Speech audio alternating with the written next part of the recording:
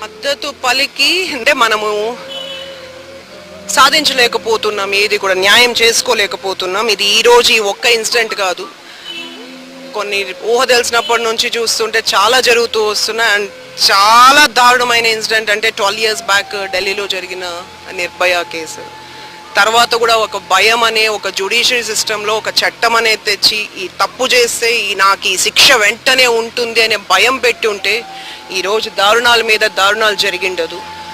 So protest చేసో candle ర్యాలీలో వాళ్ళ మనసులో బాధ నిరసన తెలియజేసుకోగలుగుతా ఉన్నారు తప్ప సొల్యూషన్ అయితే ఎక్కడ రాలేదు.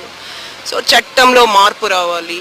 పొలిటీషియన్సో పేరెంట్సో స్టూడెంట్సో ప్రొటెస్ట్ చేయగలుగుతాం తప్ప పనిష్ చేయలేం మేము. సో చట్టంలో మార్పు తీసుకురావాలి.